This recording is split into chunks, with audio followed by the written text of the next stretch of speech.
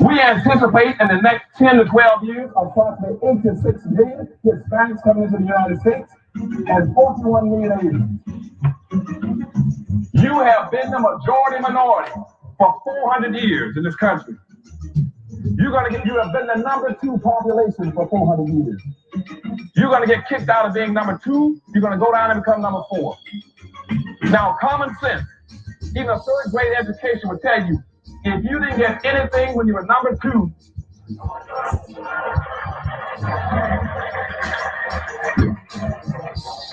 you all jumped ahead of me, but anyway, you become number 4. President Biden, do you support reparations? Well, I mean, since I haven't spoken on this by chance, number one, the reason we're the country we are is because of immigration. We've been able to cherry pick the best from every single continent. The people who come here have determination, resilience. They are ready to stand up and work like the devil. We have 24 out of every 100 children in our school today is Hispanic. The idea that we are going to walk away and not provide every opportunity for them is that not only stupid and immoral, but it's bad for America. They are the future of America. Systemic racism that has plagued our nation for far, far too long. I said that over the course of the past year that the blinders have been taken off the nation, the American people. But what many Americans didn't see or had simply refused to see couldn't be ignored any longer. Those 8 minutes and 46 seconds that took George Floyd's life opened the eyes of millions of Americans and millions of people around all over the world. It was the knee on the neck of justice, and it wouldn't be forgotten. It's not white Americans' fault, but just a fact. The very same time that America refused to give the Negro in the land, through an act of Congress, our government was giving away millions of acres of land in the West and the Midwest, which meant that it was willing to undergird its white peasants from Europe with an economic floor. But not only did they give the land, they built land-grant colleges with government money to teach them how to farm. Not only that, they provided county agents to further their expertise in farming. Not only that, they provided low interest rates in order that they could mechanize their farm. Not only that, today, many of these people are receiving millions of dollars in federal subsidies not to farm, and they're the very people telling the black man that he ought to lift himself by his own bootstraps. And this is what we are faced with. And this is the reality. Now, when we come to Washington, in this campaign, we're coming to get our check. We are owed $104 trillion on the very low end, plus $735 billion recurring. This number does not include the cost of about 50 Black Wall Streets that were decimated, nor compound interest from 2017 when Sean D. Rochester's book, The Black Tax, was published, nor the cost of Black life, nor the cost of living increases, nor the war on drugs, nor the current day pandemic. The number I'm working with is for slavery, Jim Crow, and accrued ongoing systemic racism, oppression, and disadvantage in the country our ancestors built with their lives. Good evening on the West Coast.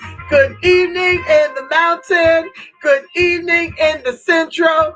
Good evening on the East Coast. You know exactly who it is, family.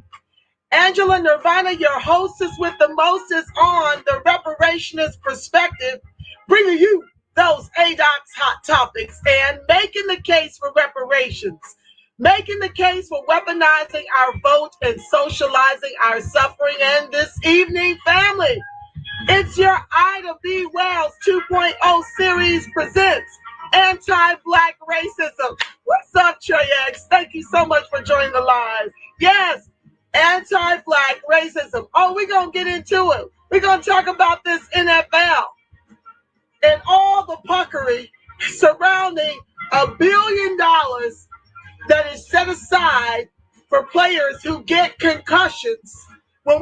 majority of the NF players are who? ADOCs. Okay? You set aside $1 billion, and you see what I've shared with you guys here. Let me make it a little bit bigger so you can understand. You're talking about a measly $1 billion when these particular NFL owners club have a return on their investment of black bodies to the tune of $3,449,990,800% return on their investment in black bodies in the NFL, but they want to not only just set aside $1 billion, $1 billion for concussions. They want to only set aside $1 billion and discriminate when it comes to that $1 billion. Oh, we gonna talk about it today. As a matter of fact, welcome to the live. Y'all know it's gonna be litty all the way. My pedal is to the metal, and we gonna get this in 1 hour. I'll come back over and see how you guys are doing to actually answer any questions or comments you may have. You know I've got to read all about it to tell you the way I see it.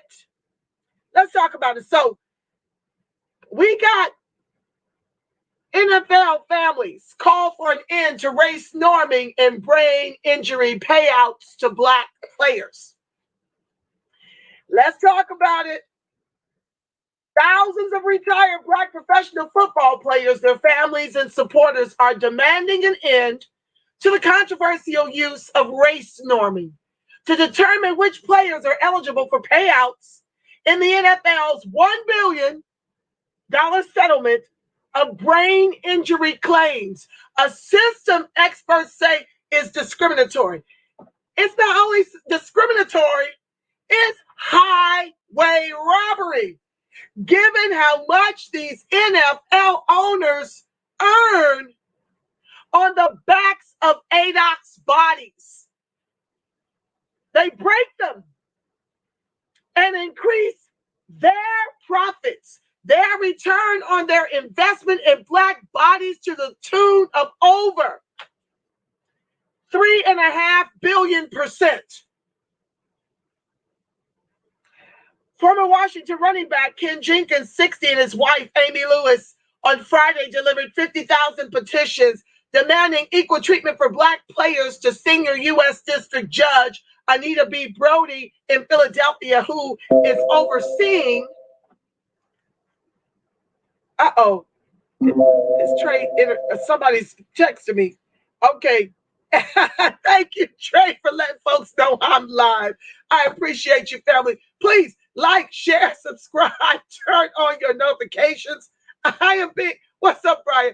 I'm being shadow banned. I love y'all for rolling with your sister. I know there's a lot of places you could choose to be, but the fact that you're over here on the Reparations perspective lets me know you're a comrade, or you're interested in becoming a comrade, and you want to understand what you're fighting for. Well, you're going to understand what you've done over here at the Reparations Perspective channel. So let's go back to the text. Thank you so much, family. Yes. So you're dealing with, okay, back to the text. Okay, I want to remind you guys that Amy Lewis and a lot of the trinkets on the arm candy on the arms of these black ADOCs football players, and the ones making sure they get those 50,000 signatures are the Beckys, the Amys, okay, the Susies.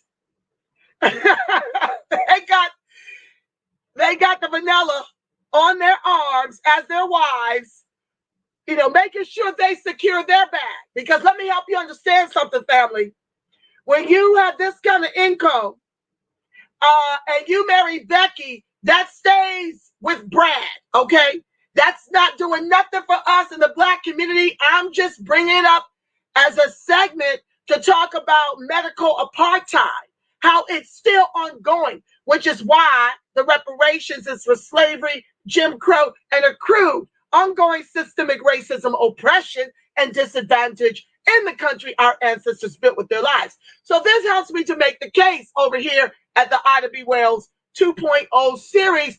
I need to show you anti-Black racism is something that we have suffered.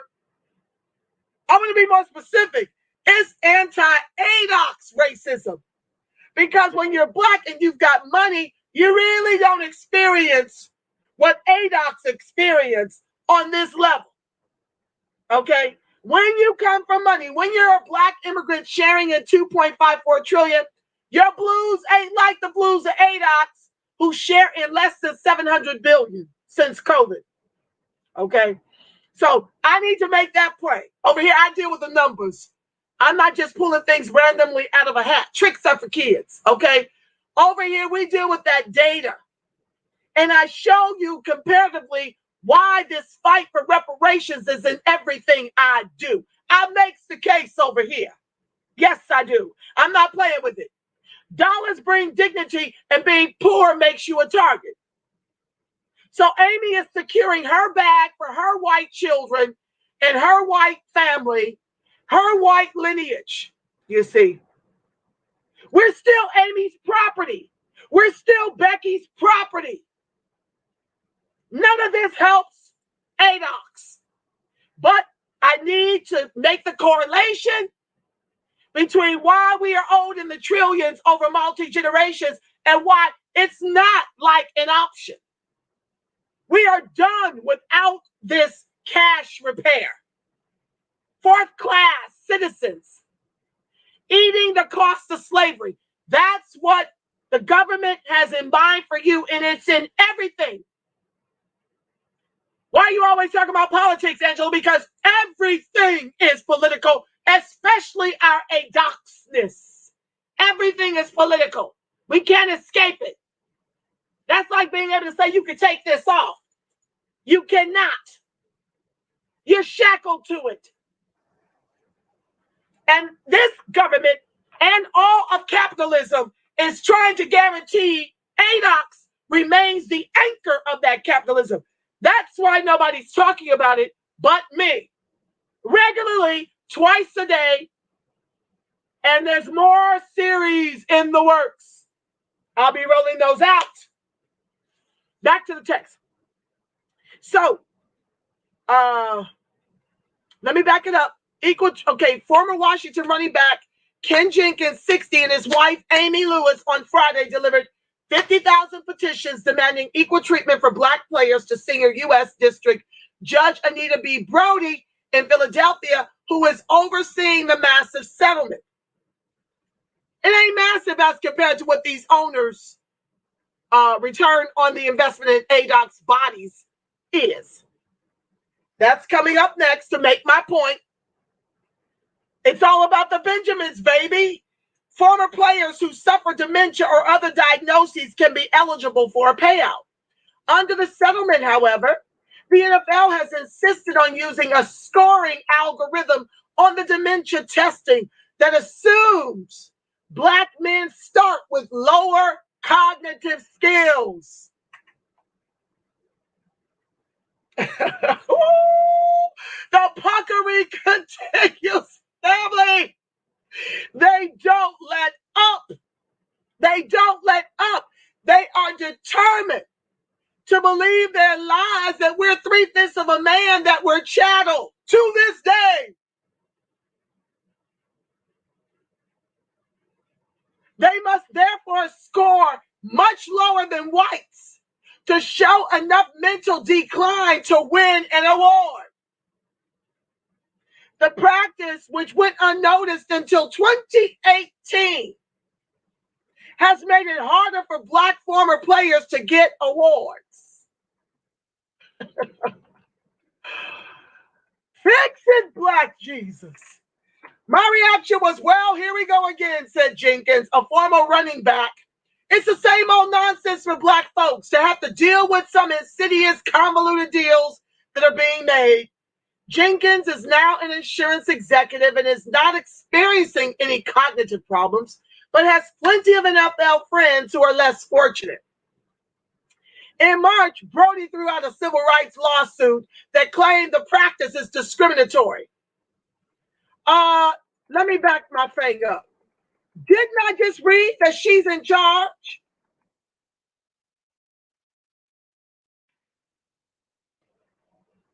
She's overseeing the massive settlement. But what'd she do? Have a come to Black Jesus moment? In March, this same person that's overseeing it threw it out. She threw out a civil rights lawsuit that claimed the practice is discriminatory. Threw it out, y'all. She's in charge. But she later said in the filing that the practice raised a very important issue. She sounds like Obama, Biden, and Uncle Tim. There is no racism in America. All the while explaining racism in America. Ooh, fix it, Black Jesus. But she said, okay, and ask a magistrate judge to compile a report on the problem. They always need reports when it comes to us. HR 40 studies, reports about discrimination with $1 billion for head trauma when we're 90% of the NFL. But they need reports and, oh my God, you must prove it. You saw what we went through with George Floyd. You must prove it.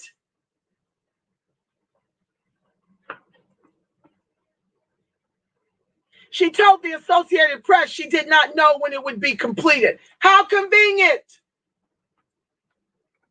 Well, I'm sure if Becky gets her way, this is going to get done.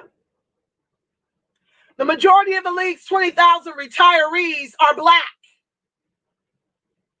And only a quarter of the more than 2,000 men who sought awards for early to moderate dementia have qualified under the testing program. Lawyers for Black players have asked for details on how the $800 million in settlement payouts so far have broken along racial lines, but have yet to receive them. I can tell you, a quarter of 2,000 is 500. That means 1,500 went to the whites and the immigrants. You don't need nothing. Just do the math. It's in the numbers. Maya Shaka becomes NFL's, that's a whole nother story. Race norming is what they call it, is sometimes used in medicine as a rough proxy for socioeconomic factors that can affect someone's health. Experts in neurology said the way it's used in the NFL settlement is too simplistic and restrictive and has the effect of systematically discriminating against Black players. How is this different from slavery? Medical apartheid. Quote, because every Black retired NFL player has to perform lower on the test to qualify for an award than every white player. And that's essentially systematic racism in determining these payouts, said Catherine Posen, a neurology professor at the UCSF Memory and Aging Center. You think? In other major settlements, including those tied to the 9/11-2001 terrorist attacks and the Boston Marathon bombing, all claimants were treated the same. Surprise! Not. We concluded fairly quickly that we would take the top compensation for the white male and everyone would get the same, the top dollar, said lawyer Ken Feinberg, who is overseeing many of the largest settlement funds. We would cure this compensatory discrimination by having a rising tide raise all ships. The first lawsuits accusing the NFL of hiding what it knew about the link between concussions and brain damage were filed in 2011. We in 2021. A trickle soon became a deluge, and the NFL, rather than risk a trial, agreed in 2013 to pay $765 million over 65 years for certain diagnoses, including Alzheimer's disease and dementia. But as the claims poured in, Brody feared the fund would run out early and ordered the cap removed.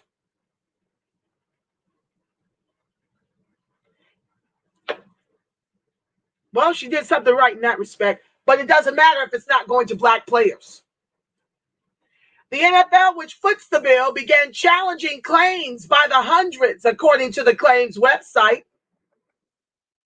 Yeah, they get to make over 3 billion% return on the investment in black bodies, but you want to challenge this measly money that's not even getting to the black retirees from the NFL who suffer from brain damage. What's different than slavery? Write it in the chat. I want to know.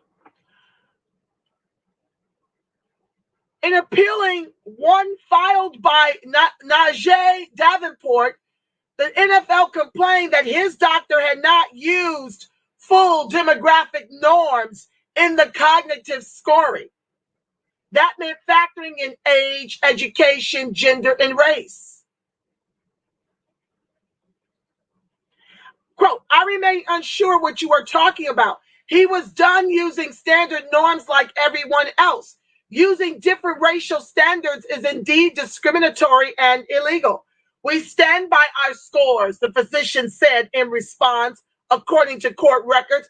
This is the same trick Ward Connerly used to introduce Prop 209 in 1996 to the state of California to get rid of affirmative action by referring to it as reverse discrimination.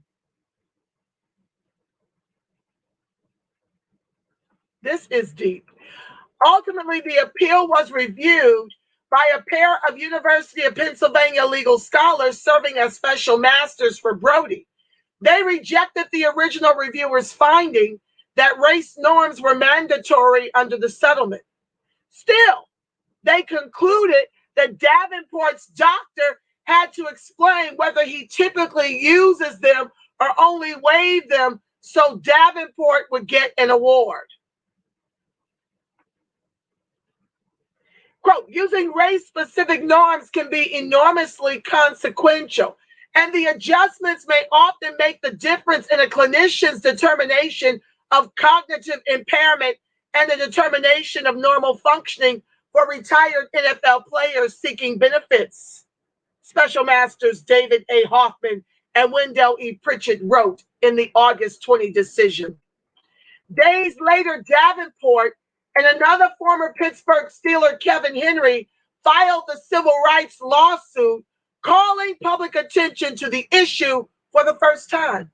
Their lawyers hope to learn through the litigation how often Black players are denied payouts. Instead, Brody dismissed the suit, saying they were bound by the settlement because they had not opted out years ago. But as concerns about race norming grew, and with the racial unrest of 2020 still simmering, Brody in April opened the door to changing the practice when she ordered lawyers for the league and the players back to the table to work out an agreement. Jennifer Manley, a Columbia University neuropsychologist hired by Davenport's lawyers, called race norms in medicine ill-conceived and outdated in a court filing. Race-based adjustments for neurology known as Heaton norms were designed in the early 90s by Dr. Robert Heaton to estimate how socioeconomic factors affect someone's health. They are widely used, but in recent years, scientists in the field have begun to recognize the limitations of the normative comparison groups they have used for years to deny us, family, to deny ADOX.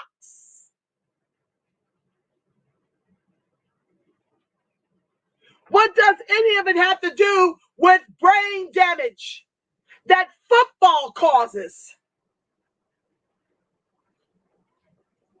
The small sample group of blacks Heaton chose to create his adjustment protocol came entirely from San Diego, a military town where the black population hardly reflected the diversity of blacks across the U.S. The racial classifications are also binary, black or white, even though hundreds of NFL retirees and millions of Americans identify as mixed race. White and black retired NFL players may be more similar to each other than they are to the reference populations used to develop Heaton or other race-specific norms. Manley wrote in her brief in the Davenport lawsuit, several neurology experts have said the NFL's assessment program is flawed. Paulson said UCSF had considered participating in the assessments but decided against it. We declined to participate in these evaluations because it just didn't feel like good clinical practice to us, Paulson said. There's probably a number of these players who the neurologists evaluated them were pretty sure they had a neurodegenerative disease and they had dementia, but maybe they didn't score quite low enough. They didn't pass the threshold, so they didn't meet the NFL settlement criteria for a payout. And that's really, I think, unfortunate. Did they know they had to score lower than their white inferior race civilians? Did they know that?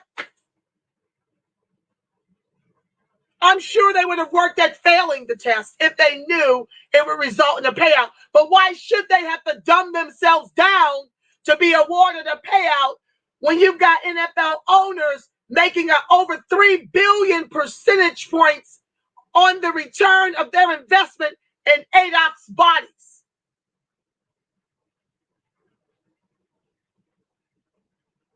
Dr. Francis X. Condi, a neurologist and former president of the Florida Neurologic Society, who has treated hundreds of former NFL players, wrote a critique of the settlements assessment program in 2018, saying it had developed a system where players would be classified with fictional diagnostic categories. Isn't that true of Chauvin's attorney? He was making up so many what ifs. I said, if ifs was fifths, we'd all be drunk up in this piece. Fictional. Diagnostic categories of level 1, level 1.5, and level 2 neurocognitive impairments. Only those classified as levels 1.5 or 2 would qualify for a settlement, making it impossible, as they always do. Condi said these categories can leave the patient confused about the cause of his symptoms and recommended that they adopt a protocol that includes a standard workup for dementia, including neuroimaging and other testing that is not currently done under the assessments. The NFL's dementia testing evaluates a person's function in 24 skills that fall under 5 sections: complex attention, processing speed, executive functioning, language, learning and memory, and visual perception. A player must show a marked decline in at least 2 of them to get an award.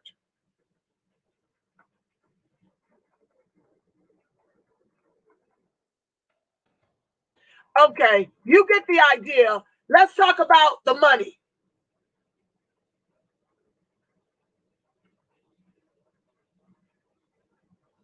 Let's talk about this. I'm going to stop sharing it so I can read it. Would you like a 3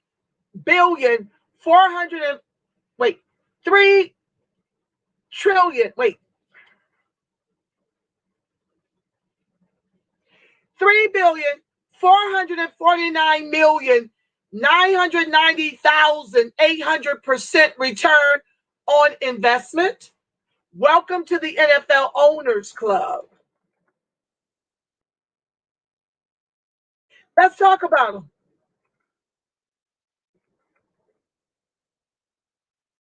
Hold on, I gotta blow it up some so I can read it. They don't have ratings on Madden, and you can't find their career statistics on the NFL's website. But the league's owners, the slave owners, still can produce some of the most eye-opening numbers around. The group is made up of mostly billionaires whose investments in America's leading sport, the investment in Black ADOC's bodies, have further advanced their vast fortunes. This is something to remember as reports circulate about these same owners pursuing cuts in team player costs during the COVID-19 pandemic. Even the least wealthy among them, Mark Davis, whose net worth is estimated to be $500 million, controls a Las Vegas Raiders franchise that is valued at nearly $3 billion. Multiple franchises purchased in the earliest days of the league have appreciated more than 1,000,000%. They don't wear helmets or pads, but they are among the heaviest hitters in NFL history.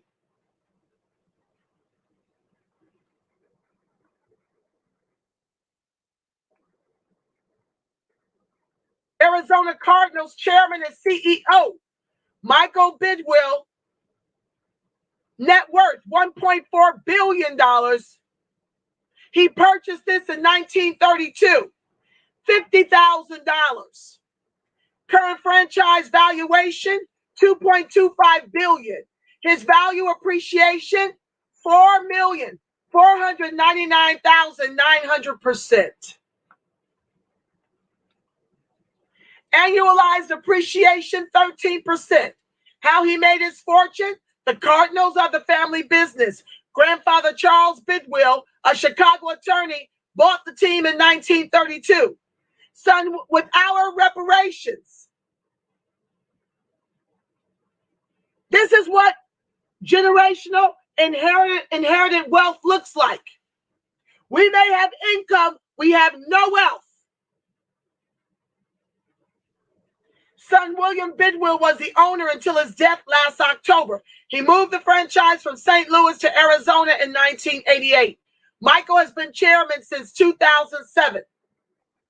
Michael Bidwill was a federal prosecutor before he joined the Cardinals in 96. It's a unique experience that no other owner had, he told the Arizona Republic in 2014. There are plenty of lawyers in the NFL, but none were prosecutors. He owns us, and he helped put many of us into the private prison industrial complex, right? As a prosecutor.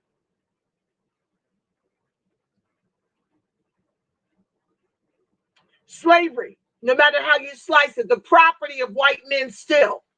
Atlanta Falcons, let's talk about it. Chairman Arthur Blank, net worth $5.7 billion, purchase price $545 million, 2002. With who? Our reparations that they killed and stole.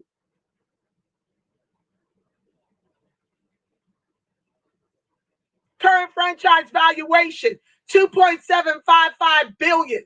Value appreciation, 506%.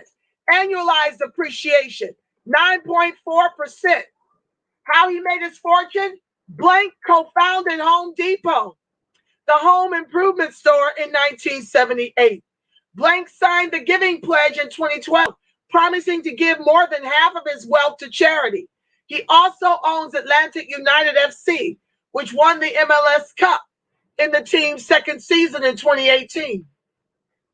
Chicago Bears, Virginia Halas McCaskey, her net worth is $1.3 billion. Purchase price $100 in win 1920. Current franchise valuation, $3.45 billion.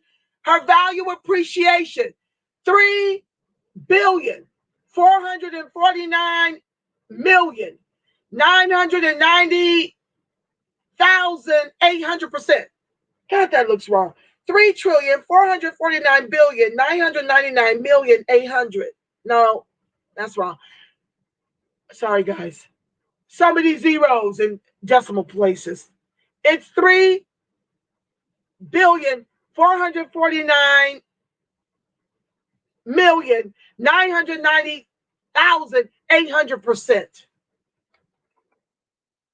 Annualized appreciation, 19%. How they made their fortune. Rather than the typical route of becoming independently wealthy and then buying a team, the McCaskey family wealth came from operating the Bears for a century. Virginia's late father, George Hallis, bought the team 3 years before she was born. McCaskey, 97, is the oldest owner in the league.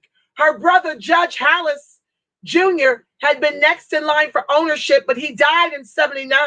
McCaskey's son, George, the team's chairman, is expected to succeed her. The McCaskeys have been adamant on keeping the Bears' ownership in the family, despite having not won a Super Bowl since the 85 season, 1985. Carolina Panthers. David Tepper, net worth $12.7 billion, purchase price $2.3 billion in 2018. With whose money? ADOC's money. Generational inheritable wealth at the expense of ADOC's, who they need to study a cashless reparations for. Purchase price $2.3 billion in 2018. Current franchise valuation $2.4 billion. Value appreciation 4.4%. Annualized appreciation 2.2%. Tepper is an aggressive hedge fund manager, considered to be among the best of his generation. At its peak, Tepper's firm, Appaloosa Management, handled $20 billion. According to CNBC, he is the NFL's wealthiest owner. Fast facts, the team's founding owner, Jerry Richardson, sold the Panthers to Tepper after an investigation revealed Richardson made racist and sexually inappropriate comments in the workplace. And of course, after he made a small fortune. Since then, Tepper announced plans to construct a new headquarters in Rock Hill, South Carolina. He also helped land an expansion MLS team in Charlotte, which is scheduled to begin play in 2021. The Dallas Cowboys. Jerry Jones' net worth is $8 billion. The purchase price in 89 was $150 million. It takes money to make money. As folks want to tell ADOCs to go out here and pull yourselves up by your bootless straps. While our rates of unemployment and underemployment are the highest of all the groups, we are the anchor of this country's capitalism. And the reason these collective owners have been able to generate an over 3 billion% on the return on their investment in ADOC's bodies that they like to break and then deny claims for brain damage on only a mere $1 billion to ADOCs under race norming. Welcome to the live. This is your anti-black, anti-ADOCs racism report. Value appreciation, 3,567%. Annualized appreciation, 12.3%. Jones established himself in business as an oil wildcatter.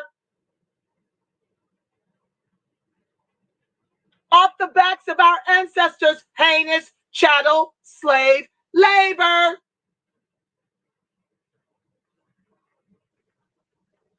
His first $1 million investment came in the 70s. He still is involved in drilling opportunities along with retail and residential real estate in Dallas. Arguably the most powerful and recognizable owner of professional sports, Jones has a reputation as an outspoken, hands-on leader. He runs the Cowboys as a family business, placing his 3 children, Stephen Jones, Charlotte Jones Anderson, and Jerry Jones Jr., in prominent executive roles.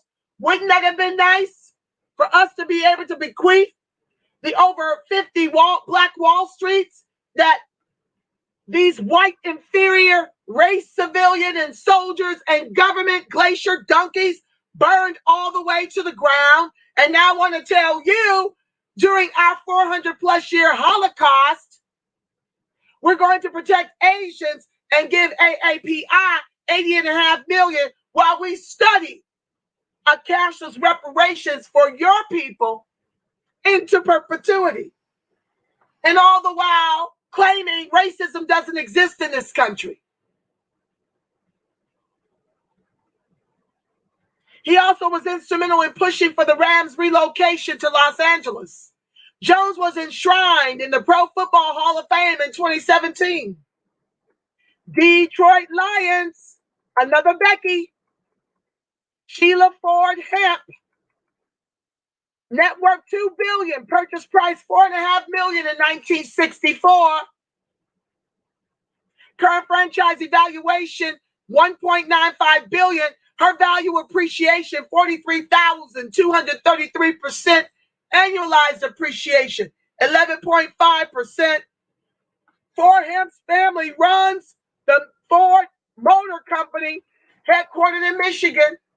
She is a descendant of Henry Ford, the automobile manufacturer credited for inventing the assembly line and producing the Model T, regarded as the earliest car the general public could buy. Let me look up something real quick, family. I thought a black man created those cars.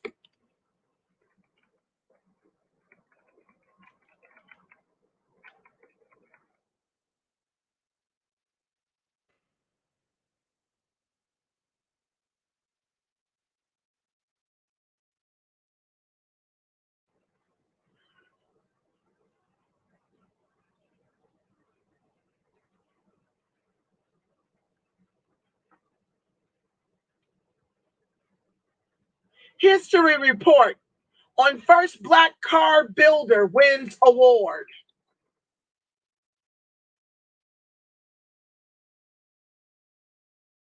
Frederick Douglass Patterson was the first African-American man to build a motorized car. Frederick was born in Greenfield, Ohio in 1871 and lived for 61 years. He was a son of Charles Richard Patterson and Josephine Utz. His father, C.R. Patterson, had escaped slavery in Virginia and became an inventor and business owner. Frederick was named after the abolitionist Frederick Douglass. Frederick Douglass Patterson was the second oldest child of 5 children, 3 girls and 2 boys. In 1888, he graduated from Greenfield High School. After graduation, Frederick went to the Ohio State University and became the first African-American to make the football team. Then in his senior year, he left college to teach high school in Louisville, Kentucky. I think he must have been very smart. Meanwhile, his younger brother Samuel stayed in Ohio to work with their father in the family's carriage business. Frederick joins the carriage business. Frederick's father, Charles Richard Patterson, became a blacksmith at a carriage company after escaping slavery and settling in Ohio. It is believed that he eventually became a partner in this company, and many began to refer to the company as Lowe and Patterson, although the legal name did not change. In 1893, Frederick's father, Charles Richard Patterson, bought the company. Most people believe he was the first African-American person to own a carriage company. He then changed the name of the company to C.R. Patterson, Son and Company. Let me take a sip, family. Because his son Samuel was working with him. In 1897, Frederick's brother Samuel got sick, and Frederick had to help his dad with the carriage company. He left his teaching job and returned to Ohio. In 1899, Samuel died, and Frederick took his brother's place working with their father. In 1901, Frederick married Betty Esteline Postel, and they had 2 sons. In 1910, Frederick's changes in vehicle and motor vehicle manufacturing. In 1910, Frederick's dad dies, and Frederick took over the company and began early fixing automobiles for the community. In the 1800s, America and Europe were having an automobile revolution.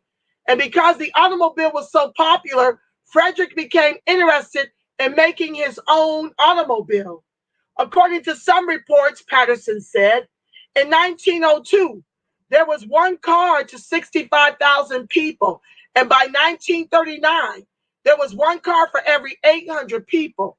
And with those kinds of figures, I believe it's time for us to build a Patterson horseless carriage. He started to develop his own automobile in 1914. During that time, Frederick started making early prototypes of early automobiles, the 4-door roadsters and the 2-door touring car. The first actual car was made in 1915, and it was built in their Washington Street facility. And at that time, the company name had changed to Patterson Greenfield. The car cost $850. His company became the first African-American automaker. Frederick made between 30 and 150 cars from 1915 to 1918 and had competition from the Ford Motor Company and their very large assembly lines. He could not keep up with the mass production of the Ford Motor Company. In 1921, he decided to reorganize again and named the new company Greenfield Bus Body Company.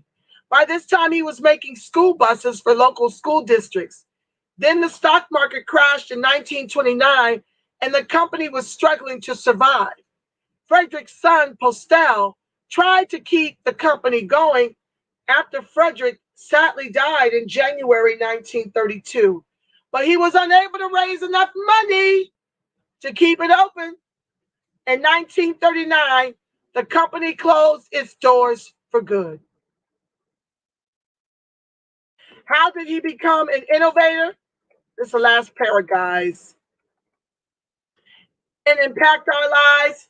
Frederick Douglass Patterson was the first African-American auto manufacturer. He was a smart man who most likely influenced by his father and the needs of his time. He helped people because he came up with the new ideas for different types of cars, and his cars were said to be a higher quality than others being built at the time. Frederick was a man of many accomplishments. He helped us because he was a leader. He was the first African-American man to make an automobile, and he was the first African-American man to make the Ohio State University football team. He not only was smart and creative, he was athletic. Frederick helped me learn that anyone can do anything. Frederick Douglass Patterson's story is definitely an unheard perspective. Anyone can do anything if they can sustain it. You can do it, but can you sustain it? Not without those reparations and the trillions over multi-generations. That's what separates him from the Ford Motor Company.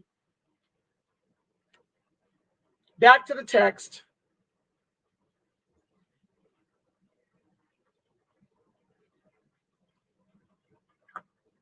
Fordham's family runs the Ford Motor Company headquartered in Michigan. She is a descendant of Henry Ford, the automobile manufacturer credited for inventing the assembly line and producing the Model T, regarded as the earliest car the general public could buy. Fordham took over as principal owner in June after her 94-year-old mother, Martha Firestone Ford, stepped down after leading the organization for 6 seasons. Firestone Ford inherited the team when her husband, William Clay Ford, died in March 2014. Ham Ford has attended league meetings with her mother and has been a sounding board on key organizational decisions. Green Bay Packers.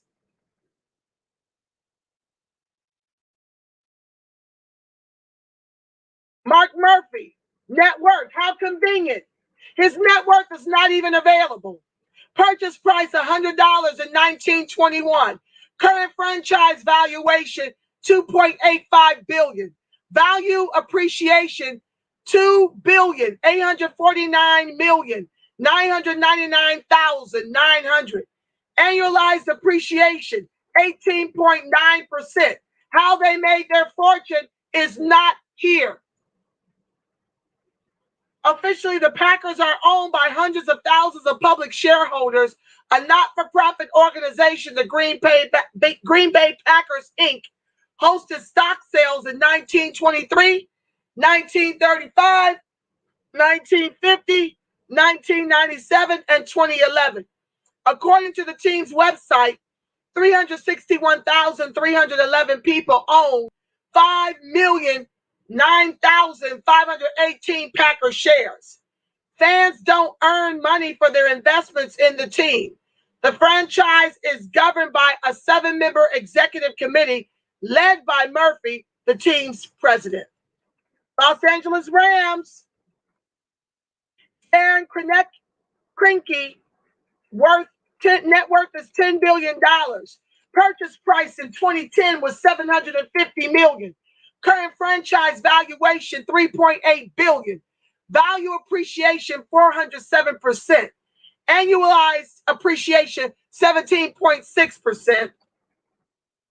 How he made his fortune.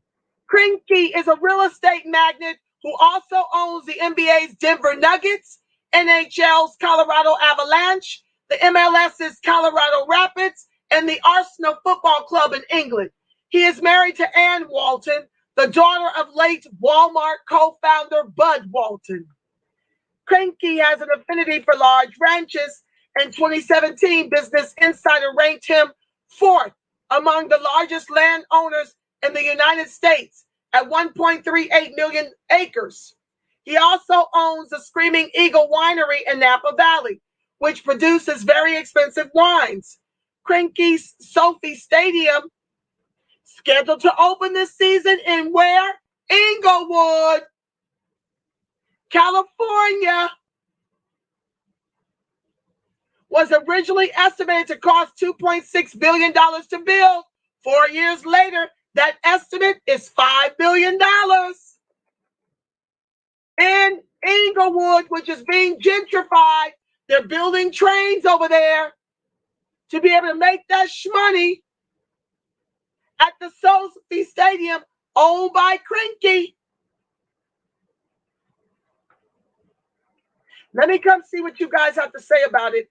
I've got more to talk about with these people having killed and stolen all of ADOC's fortunes to amass extraordinary wealth. Welcome to the live. Brian says the NFL is a glorified plantation along with the NBA. When they showcase an athlete's stats to prep them for a draft, this is synonymous to a slave market. You said a word there. On NFL puckery, another example of close but no cigar when it comes to shutting us out. Trey X says, NFL, no fun league. The Jaguars signed Tim Tebow, but still not signing Colin Kaepernick. Wow. He's still blackballed, I see. Blatant white supremacist hypocrisy. Facts. These are the brothers having an exchange. It's discouraging how much black innovation was overshadowed by white plunder and privilege. Oh, family. Let me try to get in one more. I got 6 minutes left. Thank you guys for tuning in. Please like, share, subscribe, turn on your notifications. So I wanted to go to, let's talk about Kim Potter. This should be pretty brief. I should be able to get this done quickly.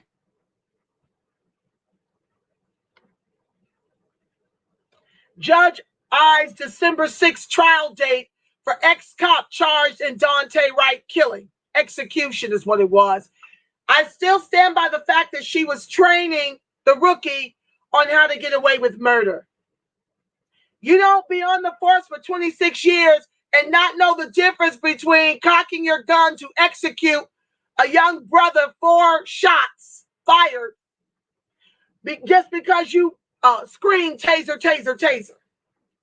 You know what you did. You know better. 26 years on the force. You were training that rookie on how to get away with murder, akin to what happened to Mr. George Floyd. Chauvin was training those rookies on how to get away with murder of ADOX. A judge in Hennepin County, Minneapolis, on Monday said probable cause exists to support the charge of second-degree manslaughter against former Brooklyn Center officer Kim Potter in the killing of Daunte Wright. Well, thank God for that.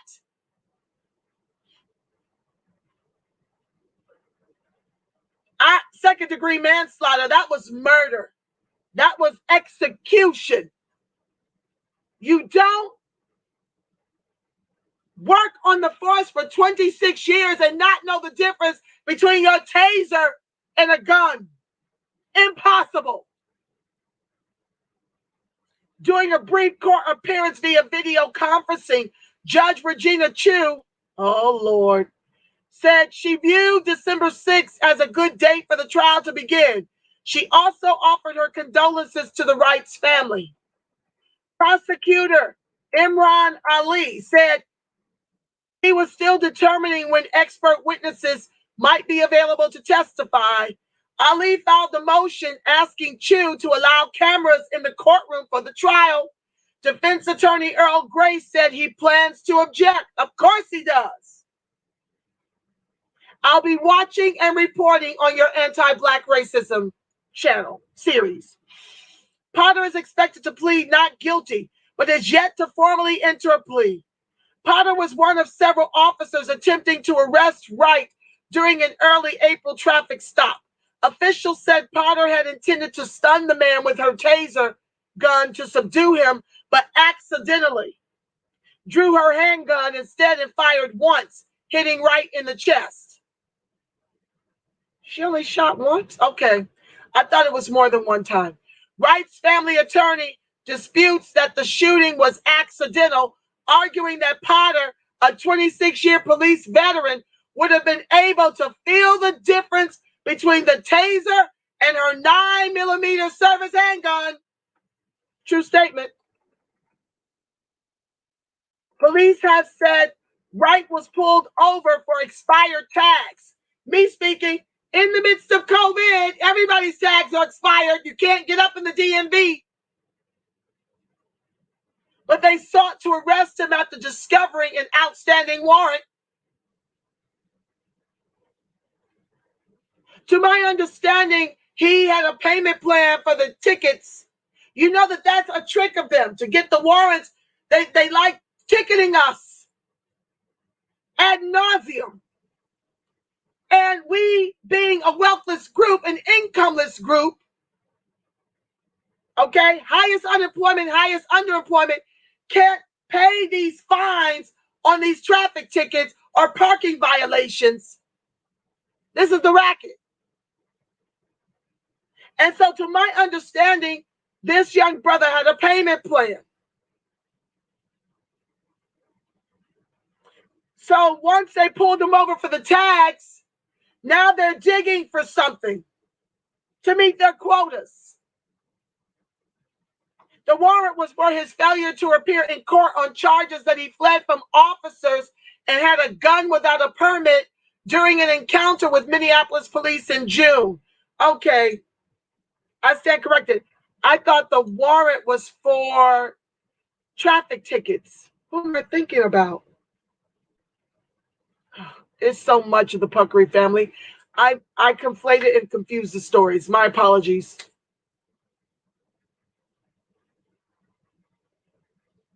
Wow. We're at 7 o'clock, family. I'm going to shut this down. Please join me tomorrow at 6 o'clock for the rest of my stories. I still have to cover how the Black business owner shot and killed a burglar. He served a year and he's awaiting trial. I think that's the only story I have to roll over. There'll be more than that, but that's the only rollover story for tomorrow, family. I thank you so much for tuning in. I need to pray us out. Thank you so much, family. I want to remind you that the light of God surrounds us, the love of God enfolds us, the power of God protects us, and the presence of God watches over us. Wherever ADOX and its allies are, God truly is, because, family, it was a low-key assassination. You are the face of God, the voice of God, the body temple of the Spirit of the living God.